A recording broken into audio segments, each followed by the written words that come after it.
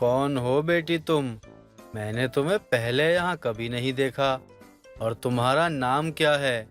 कुछ काम था क्या मुझसे? नमस्ते दादाजी, मेरा नाम राशि है और मैं कोलकाता से आई हूँ। मुझे आपके घर का ठिकाना मेरे दादू ने दिया था, इसीलिए मैं आपसे मिलने आई हूँ। मेरे दादू का नाम नारायण दास था। नारायण दास? तुम्हारा दादू है? कहाँ है वो? उससे मिलकर बहुत साल हो चुके हैं मुझे। दादाजी, मेरे दादू गुजर गए, कई साल हो गए। उनकी आखिरी इच्छा थी कि हम में से कोई एक आपके साथ रहे, इसीलिए मैं आपके साथ आपके घर रहने आई हूँ, ताकि आप भी मेरे दादू की तरह अकेले न रहो। मेरे पास कुछ नहीं है, तो मैं इस बच्ची को क्या खिलाऊंगा? भगवान, अब आपका ही सहारा है। इस बच्ची को इसके घर भेज देना ही सही होगा। कम से कम अपने घर पर 2 वक्त का खाना तो खाने को मिलेगा इसे। कोलकाता शहर के बहरमपुर गांव में सुभाष नाम के एक बूढ़े जमींदार रहा करते थे। सुनने में आया है सुभाष जी अपने खानदान के आखिरी जमींदार थे और जमींदारी के नाम पे उनके पास बस एक खंडर सा दिखने वाला मकान था। ऐसे ही एक दिन सुभाष जी बाजार से कुछ सब्जियां लेने गए हुए थे। तभी सब्जी देखकर वो कहते हैं, अरे वाह, क्या ताजी ताजी सब्जियां हैं। देखकर तो मजा ही आ गया। अरे भाई, कुछ सब्जियां मेरे बैग में भी डाल दो और टमाटर भी डाल देना। तब तक मैं आगे जाकर देखता हूँ कौन सी मछलियां हैं। ओहो, क्या बात है। आप तो मेरे दामाद हो ना। जैसे मैं आपको फोकट में सारी सब्जियां आपके बैग में भर के दे दूं आपको। जाइए जाइए, कोई और दुकान देखिए, बड़े आए सब्जी लेने वाले। अरे भाई, कैसी बात कर रहे हो तुम? जिस गांव में तुम सब्जी बेच रहे हो, मैं उस गांव का जमींदार हूँ। कुछ तो लिहाज करो। तुम्हें तो बड़े बूढ़ों से बात तक करने की तमीज नहीं है। हाँ हाँ, हर कोई ऐसा ही बोलता है पकड़े जाने पर। बड़े आए जमींदार बनने वाले। सब्जी बहुत महंगी है और टमाटर ये तो और भी महंगा है। अरे, अगर सब्जियां लेनी है तो लाओ 500 रुपए, रखो मेरे हाथ में। अरे बाप रे बाप, इतने ज्यादा पैसे कहाँ से लेकर आऊंगा मैं? कुछ तो शर्म करो। गांव के जमींदार से पैसे मांग रहे हो? आप तो जमींदार हो, फिर भी आपके पास पैसे नहीं है। ये कैसी बात हुई? आपको पता है, पूरे गांव में तो ये अफवाह फैली है कि आपके पुराने खंडर जैसे घर में गुप्त धन छुपा हुआ है। सच सच बताइए, क्या ये सच है? सुभाष जी उस सब्जी वाले की बात को नजरअंदाज करते हुए आगे बढ़ जाते हैं। ऐसे ही अगली सुबह जब सुभाष जी टहलकर अपने घर आ रहे होते हैं कि तभी उनकी पड़ोसन सुषमा जी उनसे कहती है, क्या बात है जमींदार साहब, सुबह सुबह टहलकर कहाँ से आ रहे हो और बड़े ही फुर्तीले दिखाई पड़ रहे हो। आखिरकार इस बुढ़ापे में खाते क्या हो? जरा हमें भी बताओ अपनी तंदुरुस्ती का राज। मेरी जवानी का राज 10 दिन तक बिना खाए पिए रहना, तब जाकर मेरी तरह तंदुरुस्त रहोगे। अब आज से ही करना शुरू कर दो। अरे आप तो गुस्सा करने लग गए। इस उम्र में गुस्सा करना सेहत के लिए ठीक नहीं होता। बूढ़े हो चुके हैं आप, तो जितना हो सके अपने माथे को ठंडा रखिए। अच्छा, अब आप सिखाएंगी मुझे क्या करना है और कैसे करना है। आपकी दया से मैंने ये सब कुछ बहुत पहले सीख लिया। अब आप जा सकती हैं। बूढ़े हो गए हैं, फिर भी अकड़ नहीं गई है। बहुत देखे आप जैसे जमींदार को, रस्सी जल गई लेकिन बल नहीं गया। खुद का कोई ठिकाना नहीं है और मुझे ज्ञान देने चली है। मैंने अपनी जिंदगी में बहुत ऐसे लोग देखे हैं जो दूसरों से जलते हैं। सुभाष जी के पास अब खाने पीने का ज्यादा सामान नहीं था। ऐसे ही दिन बीतते चले गए और एक दिन जब सुभाष जी घर की सफाई कर रहे होते हैं, तभी उनको कुछ पैसे मिलते हैं और वो बाजार जाकर सब्जी लेने गए होते हैं। तभी वहाँ एक आदमी आता है और उनसे कहता है, क्या बात है सुभाष जी, आज तो लगता है बहुत शानदार खाना खाने वाले हो। इतने पैसे कहाँ से आए आपके पास? सब्जी खरीदने के लिए। कोई लॉटरी लग गई है क्या? क्या हमें भी बता दो, हम भी खरीद लेंगे। अरे हाँ, ऐसा ही कुछ समझ लो, लॉटरी ही लगी है। मेरे पूर्वजों ने मेरे लिए बहुत धन छोड़ रखा है जो आज मुझे मिल पाया। वाह, क्या बात है। वैसे आपको पता है सुभाष जी, सब लोग कहते थे कि आपके घर में गुप्त धन है, लेकिन मैंने कभी नहीं सच माना। लेकिन आपको सच में गुप्त धन मिल ही गया है। हाँ हाँ, अरे भाई साहब, ऐसा कुछ नहीं है और मेरी किस्मत में गुप्त धन है। वैसे भी सोच रहा हूँ मैं अपना ये घर बेच दूँ ताकि मेरा बुढ़ापा आराम से कट जाए। अरे, आपको अपना घर बेचना है तो मैं कुछ आपकी मदद कर दूं। मेरे पास बहुत ग्राहक हैं और आपका घर तो मैं यूं ही बिकवा दूंगा। वैसे मैं आपका ये घर 20,000 में बिकवा दूं। क्या 20,000? अरे पागल तो नहीं हो गए हो तुम? नहीं नहीं, मैं अपना घर इतने सस्ते दाम में नहीं बेचूंगा। अरे भैया, इस घर के कम से कम मुझे 10 लाख तो मिलने चाहिए। अरे, क्या बात कर रहे हो सुभाष जी, आपके टूटे फूटे घर का 10 लाख? पागल हो गए क्या? माफ करना भाई साहब, मैं अपना घर नहीं बेचना चाहता हूँ। मेरा घर मेरे पास ही रहने दो। कम से कम मैं अपने घर पर अपनी आखिरी सांस तो ले पाऊंगा। सुभाष जी वहाँ से अपने घर की तरफ निकल जाते हैं। ऐसे ही कुछ दिन और बीत जाते हैं और एक दिन अचानक जमींदार को अपने घर में सोने की अंगूठी मिलती है, जिसे बेचकर उसे बहुत पैसे मिलते हैं। एक दिन जमींदार के घर एक राशि नाम की लड़की आती है और आवाज लगाते हुए बुलाती है। कोई है क्या घर पर? क्या मैं गलत पते पर आ गई क्या? कोई बाहर भी नहीं आता। अभी के लिए चली जाती हूँ, बाद में आऊंगी। कौन हो बेटी तुम? मैंने तुम्हें पहले यहाँ कभी नहीं देखा। और तुम्हारा नाम क्या है? कुछ काम था क्या मुझसे? नमस्ते दादाजी, मेरा नाम राशि है और मैं कोलकाता से आई हूँ। मुझे आपके घर का ठिकाना मेरे दादू ने दिया था, इसीलिए मैं आपसे मिलने आई हूँ। मेरे दादू का नाम नारायण दास था। नारायण दास? तुम्हारा दादू है? कहाँ है वो? उससे मिलकर बहुत साल हो चुके हैं मुझे। दादाजी, मेरे दादू गुजर गए, कई साल हो गए। उनकी आखिरी इच्छा थी कि हम में से कोई एक आपके साथ रहे, इसीलिए मैं आपके साथ आपके घर रहने आई हूँ, ताकि आप भी मेरे दादू की तरह अकेले न रहो। मेरे पास कुछ नहीं है तो मैं इस बच्ची को क्या खिलाऊंगा? भगवान, अब आपका ही सहारा है। इस बच्ची को इसके घर भेज देना ही सही होगा। कम से कम अपने घर पर 2 वक्त का खाना तो खाने को मिलेगा इसे। क्या सोच रहे हो दादाजी? कहीं मुझे घर वापस भेजने का कोई प्लान तो नहीं बना रहे ना अपने दिमाग में? ये सारी बातें बेकार में सोचकर अपना दिमाग को परेशान मत कीजिए। ठीक है, नहीं सोचूंगा। अब बताओ क्या खाना पसंद करोगे? आज बहुत दिनों बाद कुछ अच्छा खाने को मिलेगा। सुभाष जी अपने दोस्त की नातिन को लेकर बाजार जाते हैं और सब्जियों की खरीदारी करते हैं। और जमींदार को इतनी ज्यादा खरीदारी करते देखकर सब्जी वाला कहता है, क्या बात है सुभाष जी, आज तो पूरा बाजार उठा के ले जाने का इरादा है क्या? और ये बिटिया कौन है? आपके साथ आज से पहले तो नहीं देखा। मैं इनकी नातिन हूँ, बहुत दूर कोलकाता से आई हूँ। मेरा बचपन कोलकाता में गुजरा है। अब जाकर मैं दादू के पास आई हूँ रहने के लिए। वाह, बहुत अच्छे। सुभाष जी, आपकी नातिन तो बहुत प्यारी है। बताइए क्या लेना है आपको? मैंने बहुत सारी सब्जियां ले ली हैं। अब जाकर हिलसा मछली लूंगा ताकि मेरी नातिन को खाने में कोई तकलीफ ना हो।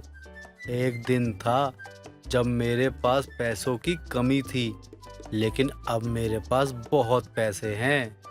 आप हिलसा मछली खाओगे? बाप रे बाप, 1500 रुपए किलो वाला मछली, क्या बात है। कैसे खरीदोगे इतनी महंगी मछली? अभी अभी पैसे आए हैं और इनको खत्म करने में लगे हैं। दादू के पास बहुत पैसे हैं, आपको कोई चिंता करने की जरूरत नहीं है। मेरे दादू ऐसे ही जमींदार नहीं बने। क्यों, तुम्हारे दादाजी को गुप्त धन मिल गया क्या, जो तुम्हारे आने के बाद पैसे उड़ाए जा रहे हैं? सब्जी वाले की बात को नजरअंदाज करते हुए राशि और जमींदार दोनों वहां से चले जाते हैं।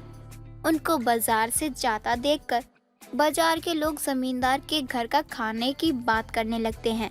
तभी वहां जमींदार की पड़ोसन सुषमा बोलती है। देखा कैसे भाग खुल गए हैं बुढ़े के। कल तक तो खाने के लाले पड़े हुए थे इसके, लेकिन आज बाजार की सबसे महंगी मछलियां खरीद कर ले जा रहा है। मुझे तो लगता है शायद इस बुढ़े को कोई गुप्त धन मिल चुका है, इसीलिए इतने पैसे उड़ाए जा रहा है। देखते हैं कब तक अच्छा खाना खाता है। वैसे सच कहूँ तो मेरा भी मन जमींदार के घर का खाना खाने का करता है। हाँ, मन तो मेरा भी कर रहा है, लेकिन जमींदार बहुत कंजूस है।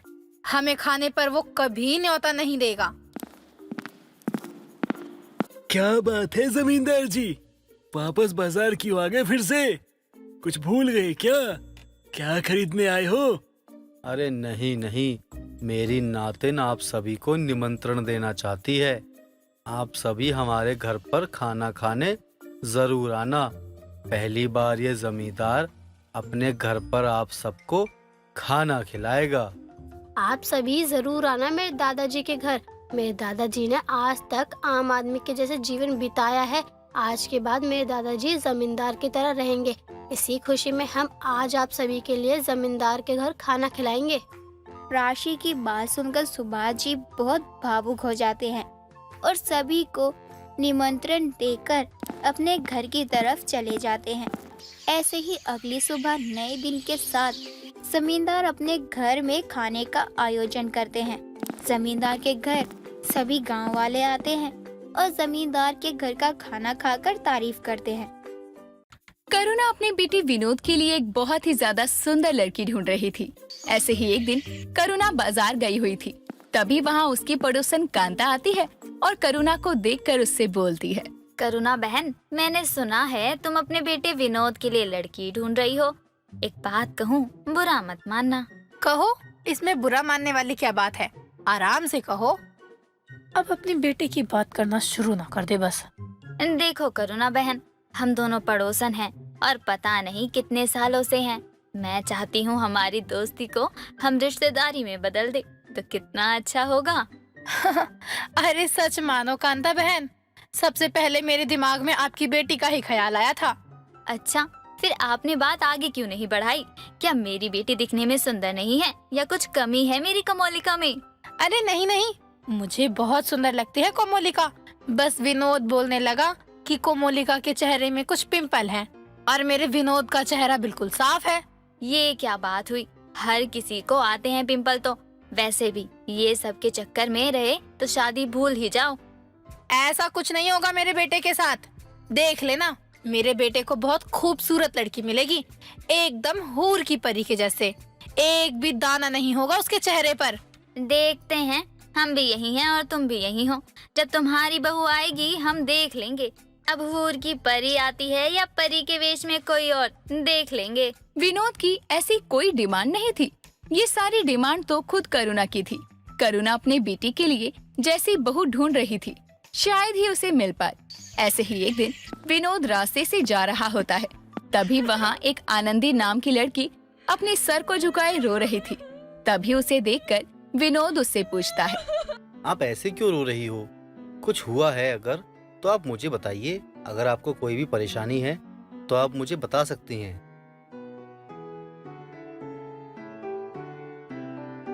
जी हाँ, मुझे बहुत परेशानी है। आप मेरी कोई मदद नहीं कर पाएंगे शायद। अगर कर सकते हैं तो मुझे कहीं भी एक जॉब दिलवा दीजिए। अरे आप जॉब के लिए रो रही हैं? मुझे लगा पता नहीं किसी ने कुछ बोल तो नहीं दिया शायद आपको, या फिर किसी ने छेड़ दिया हो। आप जॉब के लिए इतना क्यों रो रही हैं? मैं आपको अपने ऑफिस में काम दिलवाता हूँ। आप मुझे अपना नंबर दे दीजिए। अगर जॉब लगी तो मैं आपको कॉल कर दूंगा। मैं आपको अपना नंबर दूं? सच में आप मुझे जॉब देंगे? अगर ऐसा है तो आप मेरा नंबर नोट कीजिए और मेरा नाम भी सेव कर लीजिए। अगर आपको जॉब की कोई भी इंफॉर्मेशन मिले तो मुझे जरूर बताना।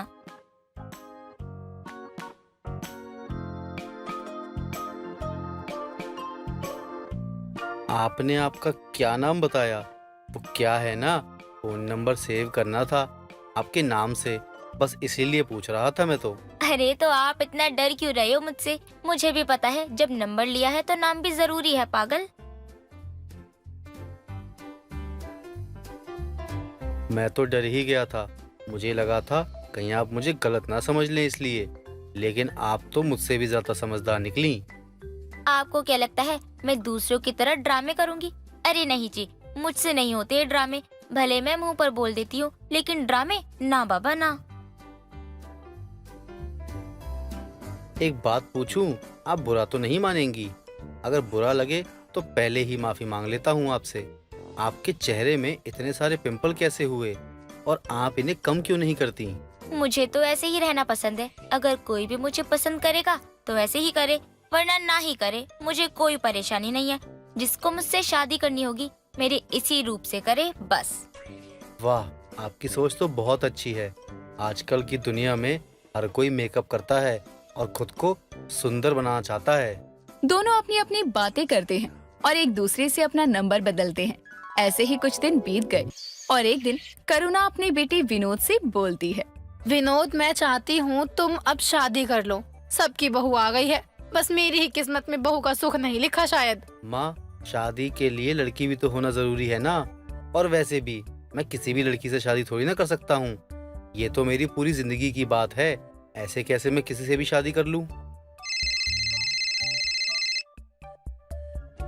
हेलो आनंदी जी, क्या हाल चाल हैं आपके? आपको कोई जॉब मिली या नहीं? वैसे मैं एक बात बता दूं, मेरे ऑफिस में कल आ जाना। आपकी जॉब की बात कर रखी है मैंने। मेरी बात सुन ले पहले। जब भी मैं तेरी शादी की बात करती हूँ तब तू ऐसे बात को टाल देता है, इधर उधर की बातें भी करने लगता है। सुन भी रहा है या नहीं? आनंदी जी, मैं आपको कुछ देर बाद फोन करता हूँ। वो क्या है ना, मेरी माँ को मुझसे बहुत जरूरी बात करनी है। अगर मैंने इनकी बात नहीं सुनी तो शायद मेरी माँ मुझसे गुस्सा भी हो जाएंगी। सुनना विनोद, अभी तो जिस लड़की से बात कर रहा था, क्या ये खूबसूरत है? अगर तुझे ये लड़की पसंद है तो शादी कर ले। मैं कुछ नहीं कहूँगी, तू बस मुझे सास बनने का सुख दे दे। हाँ माँ, खूबसूरत तो बहुत है और पता है, मुझे आनंदी से पहली नजर में ही प्यार हो गया था। लेकिन उसकी बातें सुनकर मुझे उस पर गर्व भी बहुत हुआ। अगर आपकी मर्जी है तो क्या मैं आनंदी से शादी कर सकता हूँ? अरे हाँ हाँ बेटा, निकी और पूछ पूछ, चट मांगनी और पट ब्याह करवाऊंगी तेरा। करुणा अब अपने बेटे की शादी के बारे में सोच सोच कर बहुत खुश थी। दूसरी तरफ विनोद ने आनंदी को भी शादी के लिए मना लिया। करुणा अपनी बहू के बारे में रोज सोचती और मन ही मन मुस्कुराती। ऐसे ही दिन बीतने लगे और अब विनोद और आनंदी की शादी हो जाती है। गृह प्रवेश भी हो जाता है। अगली सुबह आनंदी उठकर अपनी पहली रसोई के लिए जाती है। तभी वहाँ करुणा उसे देखकर बोलती है, तुम कौन हो?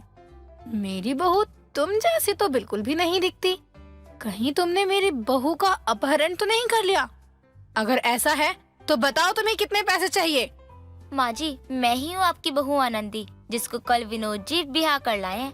और हाँ, आपको बता दे, कल मेरे चेहरे पे मेकअप पोता गया था, इसलिए सुंदर लग रही थी और इसीलिए आज आप मुझे पहचान नहीं पाई। मुझे तो लगता था कि मेरी बहू इस मोहल्ले की सबसे खूबसूरत लड़की होगी, लेकिन इस विनोद ने तो मेरा पूरा सपना ही तोड़ दिया। अब मैं किस पर घमंड करूंगी? अरे तुम जैसे ही लड़की मेरे विनोद जैसे बेटे को फंसाती है। अरे मैं क्यों फंसाने लगी भला आपके बेटे को? ये खुद मेरे पास आया था मुझसे बात करने और मेरे चेहरे पर उसी वक्त से पिंपल थे और मैंने कभी इनको कुछ बोला ही नहीं और ना ही फंसाने की कोशिश की। अब मैं क्या बोलूंगी? विनोद की बुआ को कैसे समझाऊंगी कि यही है जिसके फेस पर पिंपल है, यही मेरी बहू है? पता नहीं मेरा कितना मजाक बनेगा। आज तो मुझे मेरी पड़ोसन भी कुछ कह देगी। क्यों? पड़ोसन आपको क्यों कुछ कहेंगी? वैसे भी पड़ोसन को कुछ कहने का कोई हक नहीं है। मैं बताती हूँ उसको। और रही बुआ सास जी की बात, तो उन्हें आप संभाल लेना। बात तो पहले मैंने ही छेड़ी थी कि तेरी बेटी के चेहरे पर पिंपल है, और देखो मेरे साथ क्या हो गया। उसके एक पिंपल के चक्कर में मैंने उसके रिश्ते को ठुकरा दिया और अब मुझे पिंपल वाली बहू मिल गई। करुणा अपनी बहू को बातें सुना ही रही थी कि तभी वहाँ विनोद की बुआ जानकी आती है और करुणा को देखकर बोलती है, क्या बात है करुणा, तेरी बहू के चेहरे पर कितने पिंपल है? तू अपनी बहू को देख कर नहीं लाई क्या? और आज तेरी बहू की पहली रसोई है, और क्या बनाएगी तेरी पिंपल वाली बहू पहली रसोई में? देखिए बुआ जी, मैं मानती हूँ मेरे चेहरे पर पिंपल है, इसका मतलब ये तो नहीं कि मैं खूबसूरत नहीं हूँ। मेरा दिल, मेरा मन आप लोगों से बहुत ज्यादा खूबसूरत है।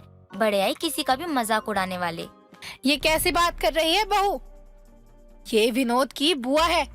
चेहरा अच्छा नहीं है, कम से कम जुबान तो अच्छी रख ले। तमीज नहीं है क्या तुझमें जरा भी? बदतमीज नहीं, बहुत ज्यादा ही अच्छी है बहू तेरी। मैं पहले से जानती हूँ तुम्हारी बहू को, शायद तुम्हें पता नहीं है इस बात का। तुम्हारी बातों की वजह से ही तुम्हारे बेटे ने इस लड़की से शादी की है। क्या बकवास कर रही है? मेरा बेटा पिंपल वाली बहू नहीं लेकर आ सकता। लेकिन एक बात तो अच्छी हो गई, जैसी भी हो लेकिन तुम्हारी बहू दिल की बहुत अच्छी है, सूरत से भी अच्छी है। बस कुछ पिंपल है लेकिन तुम्हारी बहू के चेहरे पर। करुणा कांता की बात सुनकर हैरान थी। सभी के समझाने के बाद करुणा अपनी पिंपल वाली बहू की पहली रसोई पूरी करवाती है। आखिरकार इतना कुछ होने के बाद सब कुछ ठीक हो ही गया। ऐसे ही कुछ दिन बीत गए और अब पिंपल वाली बहू हर दिन अपनी रसोई पूरी करती। काजल अपने ससुराल में अपनी सास और ननद जिया के साथ रहती थी। काजल अपने माता पिता की एक लौती संतान है। ये हाल उसके ससुराल में भी था। वो ससुराल की बड़ी और छोटी बहू दोनों ही थी। कहने को तो ननद है, लेकिन उससे कोई काम नहीं होता। ऐसे ही एक दिन काजल अपनी सास सुनीता से कहती है, माँ जी, मुझे मायके गए हुए बहुत दिन हो गए हैं। मुझे अपने मायके की बहुत याद आ रही है। क्या मैं कुछ दिन के लिए अपने मायके हो आऊं? देख बहू, ये तेरा ससुराल है। अगर तू अपने मायके चली जाएगी तो यहाँ कौन संभालेगा? पूरा घर तेरे हाथ में दे रखा है मैंने। हाँ, लेकिन माँ जी, मैं जाऊंगी और जल्दी लौट आऊंगी। बस कुछ दिनों के लिए होकर आती हूँ। अगर आप बुरा न माने तो। बहू, तू पूछ रही है या मुझे बता रही है? अगर पूछ रही है तो मेरा जवाब ना है, अगर बता रही है तो मत बता। मुझे नहीं सुनी तेरी कोई भी बात। लेकिन माँ जी, मुझे 2 साल हो गए हैं अपने मायके गए हुए।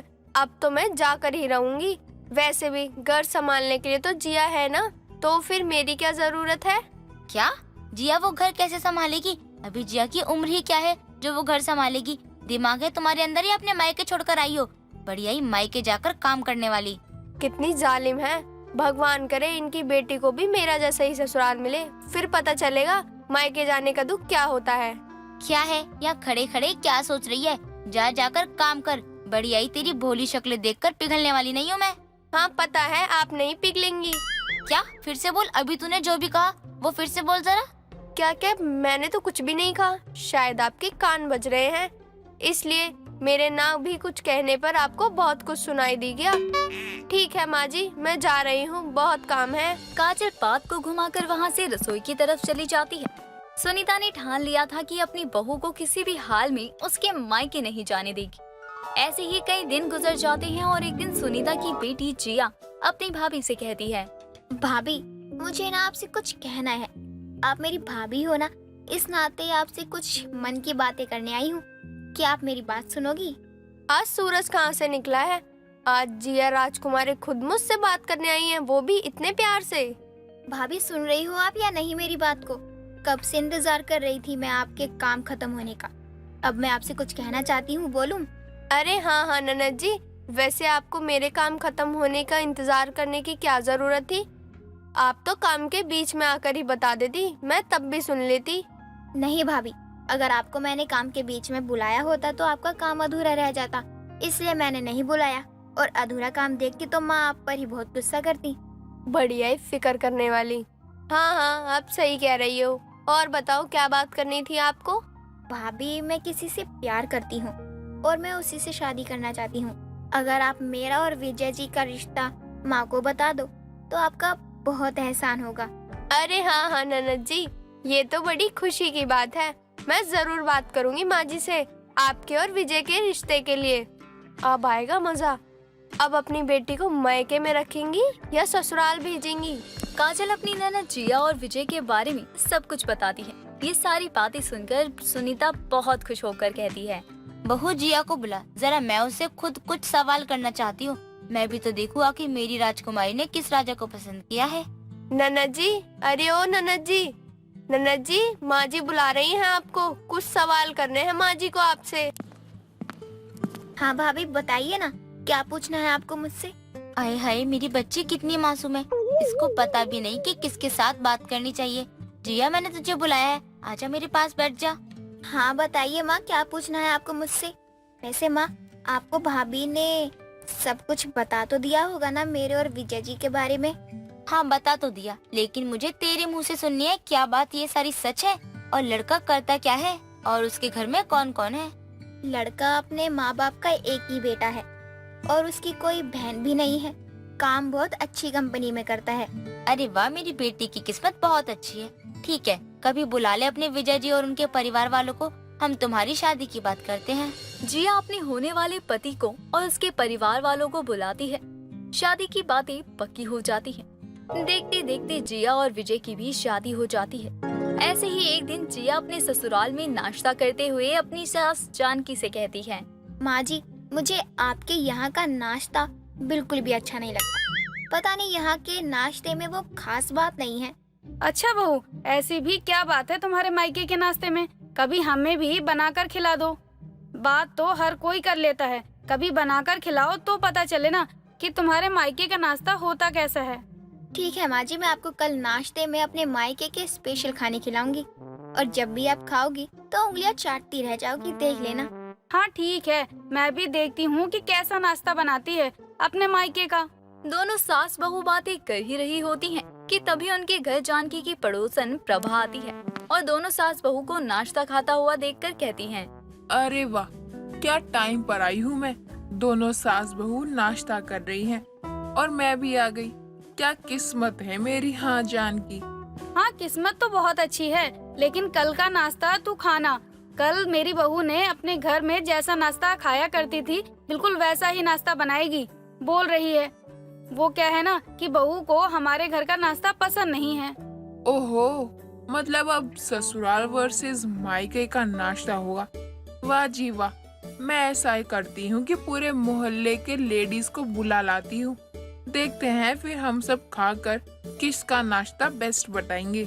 हाँ हाँ, मेरी बहू इतना खाना तो बना ही लेती होगी जिससे पूरे मोहल्ले का पेट भर जाए। क्यों बहू, बना लोगी ना? हाँ माँ जी, आप चिंता मत कीजिए, मैं सब कुछ संभाल लूंगी। मायका का नाश्ता मैं बनाऊंगी और ससुराल वाला आप बना लेना। लेकिन उससे पहले मैं अपने मायके वालों से मिल कर आऊंगी ताकि मुझे कुछ अच्छा ज्ञान मिल सके। लो बहू, अभी से हार मान ली।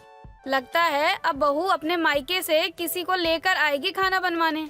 हाँ माँ जी, मैं चाहती हूँ कि मैं अपने माँ और भाभी का आशीर्वाद ले लूँ ताकि उनको भी पता चले जो लड़की कोई घर का काम नहीं करती थी आज ससुराल वर्सेस मायके का नाश्ता हो रहे रस्म में भाग ले रही है। कोई जरूरत नहीं है, सब बहाने हैं मायके जाने के। मैं खुद उन्हें यहाँ बुलवा लूंगी। उन्हें भी तो पता होना चाहिए कि उनकी बेटी कितना और कैसा नाश्ता बनाती है। बस करो दोनों, अब कल सुबह ही पता चलेगा कौन कितना पानी में है। ठीक है जानकी, कल की कल देख लेंगे और ऑन द स्पॉट फैसला भी करेंगे। प्रभा जानकी के घर में हो रहे ससुराल वर्सेस मायके के नाश्ते का इनविटेशन पूरे मोहल्ले को देती है और सभी मोहल्ले वाले कल सुबह होने का बेसब्री से इंतजार करते हैं। जानकी भी जिया के मायके वालों को बुलवाती है। सभी उस ससुराल वर्सेस मायका के नाश्ते में ही हो रही जुगलबंदी में शामिल होने आते हैं। अगली सुबह जिया अपनी भाभी को कॉल पर कहती है, कौन है इतनी सुबह सुबह फोन करने वाला? सुबह भी आराम से सोने नहीं देते। हाँ हेलो, अपनी नींद पूरी नहीं करनी होती तो क्या दूसरों की भी नींद खराब करोगे? भाभी, मैं हूँ जिया, आपकी बेचारी ननद, जिसे आज सुबह से सभी मोहल्ले वालों के लिए नाश्ता बनाना होगा। अगर मुझसे कोई गलती हो गई तो मैं क्या करूँगी? क्या करना है? और अब तुमने ऐसा भी क्या कह दिया जिसे सुनकर तुम्हारी सास ने इतना कंपटीशन रख दिया, वो भी ससुराल वर्सेस मायके का नाश्ता? ये कैसी बात हो गई? मेरी सास बहुत अच्छा नाश्ता बनाती है, लेकिन मुझे अपने मायके की भी बहुत बड़ाई करनी थी, इसलिए फ्लो में सब मेरे मुंह से निकल गया। कोई बात नहीं, मैं तुम्हें बताती हूँ कैसे क्या करना है और तुम वैसे वैसे बनाती जाओ। देखो वो तुम्हारी सास है, इसीलिए तुम्हें उनका साथ देना चाहिए। आगे तुम्हारी मर्जी। ठीक है भाभी, फिर मैं अपनी सास का साथ दे रही हूँ। क्या आप अपने ससुराल का साथ दे पाओगी? इस ससुराल वर्सेस मायके के नाश्ते में हिस्सा लेंगी? काजल उस ससुराल वर्सेस मायके में हिस्सा लेती है और अपने ससुराल वालों को जिताने की पूरी कोशिश करती है। सभी मोहल्ले वाले दोनों तरफ का नाश्ता टेस्ट करते हैं। दोनों को ससुराल वर्सेस मायका में विजेता घोषित करते हैं। राधा की शादी जूनागढ़ गांव में हुई थी, जहां के लोग बड़े ही अच्छे विचारों वाले थे। वहां का हर व्यक्ति सभी के साथ प्यार से रहा करता। ऐसे ही एक दिन श्याम अपनी माँ से और पत्नी से कहता है, किसी भी चीज की जरूरत होगी तो मैं कैसे ले आऊंगा। और राधा, क्या तुम्हें कुछ नहीं चाहिए? मैंने सोचा आप मुझसे कुछ नहीं पूछोगी, इसलिए मैं चुप थी। वैसे मुझे बड़े दिनों से लस्सी पीने का मन कर रहा था। क्या आप आते समय मेरे लिए लस्सी ले आओगे? क्यों नहीं लेकर आऊंगा, जरूर लेकर आऊंगा, अगर मिल गई तो, वरना फिर किसी दिन पिलाऊंगा तुम्हें लस्सी। ये फिर किसी और दिन क्या होता है? मुझे अभी पीनी है और आप किसी और दिन की बात कर रहे हो। वाह, मुझे कुछ नहीं पता, मुझे तो आज ही चाहिए। ठीक है धर्मपत्नी जी, आपके लिए इतना तो कर ही सकता हूँ। आपका क्या हुक्म है, आप बता दीजिए। आपका तो हर हुक्म सराखों पर है। और माँ, आपसे फिर एक बार पूछ रहा हूँ, क्या चाहिए बता दीजिएगा मुझे। मैंने भी कितनी बार कहा है, तुझे काम मिल जाए फिर कहूँगी। श्याम अपने घर से काम की खोज में निकल पड़ता है। किस्मत से उसे काम भी मिल जाता है और उसी खुशी में वो अपनी बीवी के लिए घर लौटते वक्त लस्सी भी लेकर आता है। जब श्याम अपने घर पहुंचता है तो वो देखता है कि उनके घर उनकी पड़ोसन कमला आई हुई थी, जो श्याम को देखकर कहती है, क्या बात है श्याम बेटा, नौकरी की तलाश में दूसरे गांव गए थे सुना है मैंने। और बताओ, नौकरी मिली या यूं ही खाली हाथ लौट आए? नहीं चाची, आप सभी लोगों के आशीर्वाद से मुझे नौकरी मिल गई। इसीलिए तो आज मैं अपनी बीवी के लिए उसकी मनपसंद लस्सी लेकर आया हूँ, वरना कहाँ ही लेकर आता मैं। अरे वाह, तुझे नौकरी मिल गई। अरे बेटा, तूने बहुत अच्छी खुशखबरी दी है मुझे। मैं तो बहुत खुश हो गई बेटा तेरे लिए। हाँ माँ, मुझे पता है आपको बहुत खुशी होगी मेरी नौकरी की बात सुनकर। और राधा, तुम खुश नहीं हो क्या? बहुत खुश हूँ जी, आज आपको नौकरी मिल गई। इससे बड़ी खुशी क्या ही हो सकती है। तो पगली रो क्यों रही है? बिना वजह मुझे लगा तू मेरी नौकरी से खुश नहीं है। अरे ये तो खुशी के आंसू है। एक तो आपकी नौकरी की खुशी, दूसरी मेरे लिए लस्सी लेकर आए उसकी खुशी में। दीजिए मुझे, अभी सबके लिए लस्सी निकाल कर लाऊं। क्यों कमला चाची, लस्सी पियेंगी ना आप? नहीं नहीं, तुम पियो, तुम्हारे लिए लाया होगा श्याम ने। वैसे भी तुम्हारे घर की खुशी है, तुम सब खुशियाँ मनाओ, मैं जाती हूँ। अरे कहाँ जा रही है कमला, बैठ ना। अरे जब खुशी घर पर आ ही गई है तो तू भी मान ले, लस्सी ही तो पीनी है। कौन सा चाय पीने के लिए कह रही हूँ तुझे, आजा बैठ। कमला अपना मुंह बनाते हुए लस्सी पीती है और नकली हंसी हंसते हुए अपने घर की तरफ चली जाती है। ऐसे ही कुछ दिन गुजर गए। अब श्याम भी रोज अपनी नौकरी पर जाया करता। ऐसे ही एक दिन कुंती अपनी बेटी श्याम से कहती है, बेटा आज तू आते वक्त थोड़ा मधु ले आना। वो क्या है ना, मेरा मधु खाने का बड़ा मन कर रहा है। मैंने सुना है जिस गांव में तू नौकरी करता है वहाँ की मधु बहुत प्रसिद्ध है। हाँ माँ, सुना तो मैंने भी है, लेकिन आज तक मैंने कभी चखा नहीं है। सोच ही रहा था चखने का, लेकिन कभी वक्त ही नहीं मिल पाया। अब मुझे जब भी वहाँ मधुमक्खी का छत्ता मिलेगा तो मैं लेते आऊंगा।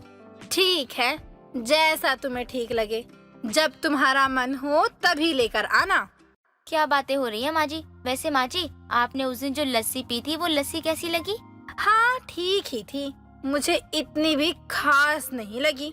पता नहीं क्यों, कुछ तो कमी थी उस लस्सी में। हाँ माँ, आपने सही समझा, उसमें कमी थी। पता है, वहाँ के लोग लस्सी में मधु डालकर पिया करते हैं। मैंने भी एक बार पी थी, बहुत ज्यादा स्वादिष्ट थी। तो फिर ऐसा करना, वहाँ से पहले मधुमक्खी वाला मधु लेकर आना, फिर हम घर पर ही मधु निकाल कर लस्सी में डालकर पी लेंगे। हाँ सही कह रही हो माँ जी, ऐसा ही करना चाहिए। अब तो हम लस्सी में मधुमक्खी मिलाकर पियेंगे। हे भगवान, मधुमक्खी नहीं पी जाती बहू, सिर्फ मधु पिया जाता है। अब इसे कौन समझाएगा? सच में तुझे कुछ मालूम नहीं है। तू भोली है या पागल, भगवान ही जाने। ऐसे ही कुंती और राधा की बातें हो रही थी और अगली सुबह के साथ श्याम अपने काम में निकल जाता है। तो वहीं कुंती भी पूजा पाठ करने मंदिर गई हुई थी और राधा घर के काम में व्यस्त थी। तभी उसे बाहर से किसी लस्सी बेचने वाले की आवाज आती है।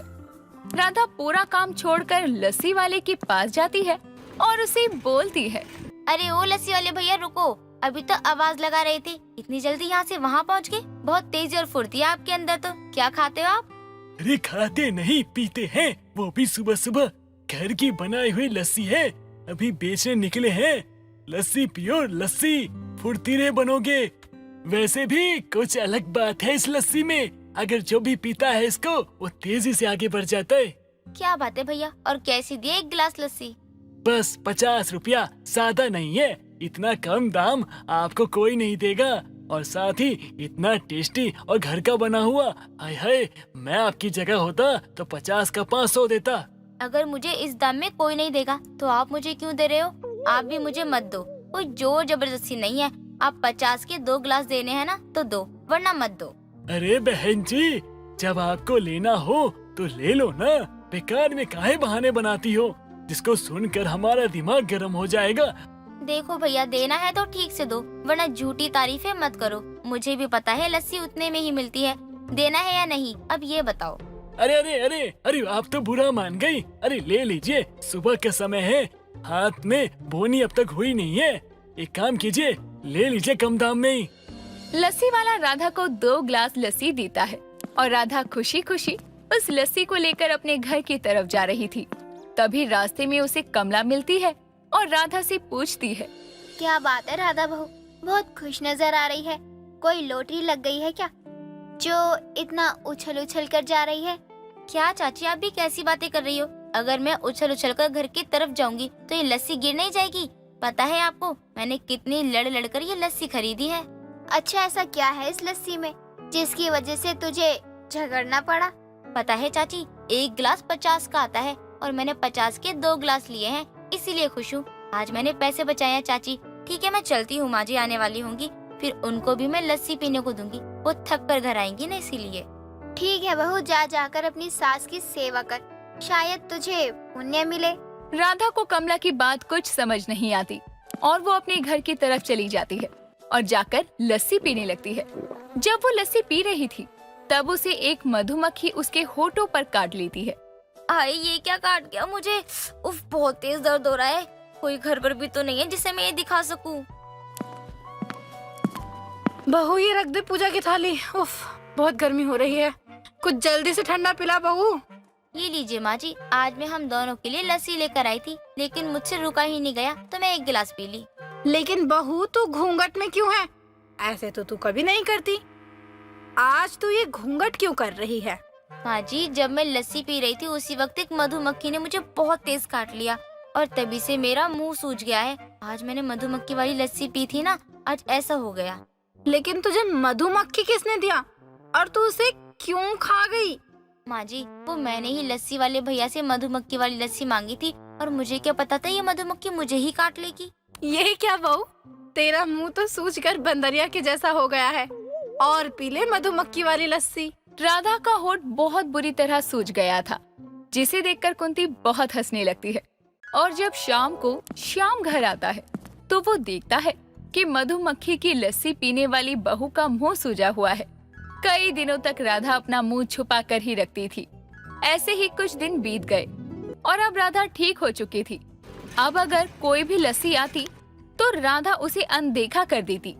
कहते हैं ना, दूध का जला भी छाछ फूक फूक कर पीता है। कुछ ऐसा ही हाल अब राधा का था। संजना अपनी माँ सरिता के साथ दावत खाने जाती है और जैसे ही रसमलाई खाती है, ये तो बिल्कुल वैसी ही रसमलाई है। संजना अपने बॉयफ्रेंड विक्रम के साथ सड़क पर घूम रही होती है। तभी विक्रम की नजर एक टेंट पर पड़ती है।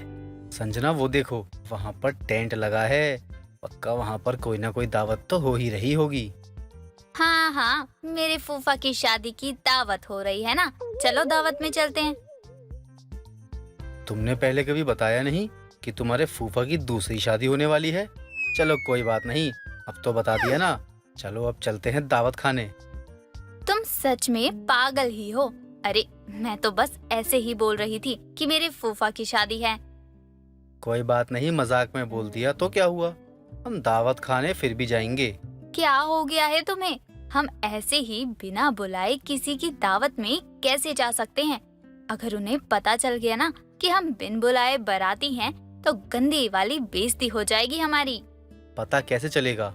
वो क्या बस हमारे इंतजार में गेट पर बैठे होंगे कि कब हम आए और वो हमारे स्वागत में लग जाएं? ठीक है, तुम्हें जाना है तो जाओ, लेकिन मैं तो नहीं जाने वाली अपनी बेइज्जती करवाने। तुम क्या, तुम्हारा बाप भी चलेगा? अरे मुफ्त का खाना कौन छोड़ता है? चलो भी अब। ठीक है, तुम्हें जाना है तो जाओ, लेकिन मैं तो नहीं जाने वाली अपनी बेइज्जती करवाने। विक्रम संजना को अपने साथ दावत में लेकर चला जाता है और वो दोनों दावत का खाना खाने लगते हैं। ये सब खाने के बाद विक्रम की नजर रसमलाई पर जाती है। अरे वाह, यहाँ तो रसमलाई भी है। सच में आज तो भगवान मेरे लिए ही बैठे हैं। जो मेरे मन में चल रहा है भगवान तो सामने वही प्रकट कर दे रहे हैं। ऊपर वाले की लीला तो अपरंपार है। तुम्हें रसमलाई इतनी ज्यादा पसंद है क्या? अरे मैं तो रसमलाई की पूरी स्टॉल भी खत्म कर सकता हूँ। चलो यार, अब और टाइम मत खराब करो। अब तो रसमलाई भी मुझे बुलाने लगी है। संजना रसमलाई खाते ही अपने एक्स को याद करने लग जाती है और उदास हो जाती है। ये देखकर संजना की माँ सरिता के पास एक और प्लेट रसमलाई की ले आती है। क्या हुआ संजना? लोग तो रसमलाई खाकर नाचने लग जाते हैं और एक तू है कि उदास हो गई। कुछ नहीं माँ, वो बस ऐसे ही, मेरा मन नहीं कर रहा। मैं तो तेरे लिए यहाँ एक प्लेट और रसमलाई लाई थी और तू खाने से मना कर रही है। चल मना मत कर, घर जाने के बाद ये सभी मांगती है और अब जब यहाँ मिल रहा है तो मना कर रही है। चुपचाप खा इसको। सरिता जबरदस्ती संजना को रसमलाई की प्लेट थमा देती है, जो संजना को खानी ही पड़ती है। संजना जैसे जैसे रसमलाई खा रही होती है, उसे अपने एक्स की और भी ज्यादा याद आने लगती है। इसलिए कुछ ही देर में संजना वहां से चली जाती है। ऐसे ही कई दिन निकल जाते हैं। कुछ दिनों बाद संजना पार्क में बैठकर किताब पढ़ रही होती है। तभी वहां उसकी सहेली प्रीति अपनी शादी का कार्ड लेकर आती है। क्या बात है, तू यहाँ बैठी है? मैं तेरे घर गई थी, फिर तेरी मम्मी ने बताया कि तू पास वाले पार्क में पढ़ रही है। पार्क में भी आकर बहुत ढूंढा, कॉल किया, कहीं नहीं मिली तू। अब मैं जाने ही वाली थी कि तू अभी मुझे दिख ही गई। तू इतने दिनों बाद यहाँ मुझसे मिलने आई है, क्या बात है? भोले भटके ही सही, लेकिन दोस्त की याद आ ही गई तुझे। मुझे अगर पता होता कि तू आने वाली है तो मैं घर पर ही रहती। क्या बताऊँ अब मैं, बिल्कुल अचानक से प्लान बना है तेरे घर आने का। ऊपर से 100 काम है मेरे सर, इसीलिए जल्दी से जो निपट जाए वो कर रही हूँ। 100 काम है तेरे सर पर, तो तुम मुझसे मिलने कैसे आ गई? मिलने नहीं, बल्कि मैं यहाँ तुझे अपनी शादी का कार्ड देने आई हूँ। मेरी शादी होने वाली है और हाँ, मुझे ना आने का बहाना तो कुछ सुनना ही नहीं है। तू आ रही है मेरी शादी में, बस बात खत्म। ये भी कोई बोलने वाली बात है क्या? तेरी शादी हो और उसमें मैं ना आऊं, ये तो हो ही नहीं सकता। अरे वाह, बड़ी खुश खुश लग रही है। मुझे तो लगा विक्रम से ब्रेकअप होने के बाद उसकी याद में ही डूबी रहती होगी। चल, उसको इतना भी याद नहीं करती कि हर वक्त मैं उसके बारे में ही सोचूं। और अब तो टाइम भी हो गया है ब्रेकअप को। अब तो मैं खुद ही भूल चुकी हूँ, बस नाम ही याद है कि था कोई विक्रम। ये तो बहुत अच्छी बात है। तुझे ऐसे खुश देखकर मुझे भी बहुत अच्छा लग रहा है। वैसे तूने मुझे बताया नहीं कि ऐसी कोई बात चल रही है तेरी शादी की। तूने तो सीधा आकर धप्पा ही कर दिया। अब घर वाले रोज रोज नया लड़का ला ही रहे थे, तो उनमें से मुझे भी एक लड़का पसंद आ गया। और वैसे भी आज नहीं तो 4 दिन बाद मुझे तो शादी करनी ही थी ना। चल, ये तो बहुत अच्छी बात है। वैसे भी घर वालों ने लड़का पसंद किया है तो अच्छा ही होगा ना, क्योंकि तेरी पसंद तो शुरू से ही खराब है। क्या तू भी मेरा मजाक बना रही है? अच्छा, मैं चलती हूँ। और हाँ, याद रखियो, मेरी तो कोई बहन नहीं है, तो मेरे साथ तुझे ही रहना पड़ेगा हर टाइम। खाना भी मेरे साथ ही खाएगी तू। ठीक है। प्रीति इतना कहकर वहां से चली जाती है। कुछ दिनों बाद जब प्रीति की शादी का दिन आता है, संजना प्रीति की शादी में जाने के लिए तैयार हो जाती है। शादी में जाने के बाद संजना हर वक्त प्रीति के साथ ही रहती है। कुछ देर बाद जब प्रीति, संजना और सब लोग खाना खाने लगते हैं, तभी प्रीति की प्लेट में रसमलाई होती है। ओए, रसमलाई खाएगी? रसमलाई? ये हर दावत में मुझे रसमलाई ही क्यों मिल जाती है? और जब भी रसमलाई देखती हूँ तो मुझे विक्रम की बहुत याद आने लगती है। भगवान, या तो विक्रम को मेरे पास भेज दो या तो ये रसमलाई मुझसे दूर कर दो। क्या हुआ भाई, कहाँ खो गई? खाएगी तो बता, मैं तेरे लिए एक और मंगवाती हूँ। नहीं नहीं, मुझे नहीं खानी रसमलाई। वो क्या है ना, मुझे कुछ खास नहीं लगती है। अजीब है यार, तू भी पहले तो खा लेती थी सब, किसी भी चीज के लिए कभी मना नहीं करती थी, लेकिन अब तो तुझे हर चीज में नखरे करने होते हैं। नहीं, ऐसी बात नहीं है। पहले मैं इतना सोचती नहीं थी, बस खा लेती थी। लेकिन अब कुछ चीजें मुझे बिल्कुल भी पसंद नहीं आती और ना ही खाई जाती हैं। सही है तेरा भी, चल तू मत खा, लेकिन मैं तो खाऊंगी। संजना जब भी दावत में जाती है और रसमलाई देखती है तो उसे अपने एक्स की याद आने लगती है। ऐसे ही कई बार होने लगता है। तो संजना अब ज्यादातर किसी दावत में जाना ही बंद कर देती है। दिन निकल रहे थे और संजना ऐसे ही करती रहती है। कुछ दिनों बाद संजना अपने कमरे में बैठी होती है तो उसकी माँ आती है। क्या बात है संजना, जब भी तुझे किसी दावत में जाने को कहो तो तू मना ही कर देती है। क्या हुआ, तू किसी बात को लेकर परेशान है क्या, या दिमाग में कुछ और ही चल रहा है? नहीं माँ, ऐसा तो कुछ नहीं चल रहा और मैं बिल्कुल ठीक हूँ। तू ठीक है? मुझे लग तो नहीं रहा कि तू ठीक है। माँ, आप ना ज्यादा ही सोच रही हो अब। अच्छा चल ठीक है, तूने बोल दिया कि तू ठीक है तो नहीं सोचती इतना। लेकिन आज शाम को तेरे पापा के दोस्त के घर दावत है, उन्होंने तुझे भी वहाँ आने को कहा है, तो तू मुझे मना मत करना। संजना शाम की दावत में जाने के लिए मान जाती है और शाम को तैयार होकर दावत में चली जाती है। दावत में जाने के बाद संजना की माँ और पापा अपने अपने उम्र के लोगों के साथ खड़े हो जाते हैं। संजना इस बार जानबूझकर रसमलाई के स्टॉल के पास जाती है जहाँ एक आदमी खड़ा होता है। अरे भाई साहब, एक और प्लेट दीजिए ना रसमलाई की। कब से खड़ा हूँ, बस 4 प्लेट ही खाई हैं और आपने रसमलाई देना बंद क्यों कर दी? अरे ओ भाई साहब, जरा साइड हो जाओ, और भी लोग हैं पीछे। जैसे ही वो आदमी पीछे मुड़ता है तो संजना की आंखें खुली की खुली रह जाती है, क्योंकि वो आदमी कोई और नहीं बल्कि संजना का एक्स विक्रम ही था। तुम यहाँ? हाँ, मुझे तो बुलाया था। अच्छा लगा तुमसे मिलकर, इतने दिनों बाद तुम्हें देखा है। संजना को दावत में एक्स की याद आ रही थी और इत्तेफाक से आज संजना को दावत में ही एक्स मिल जाता है।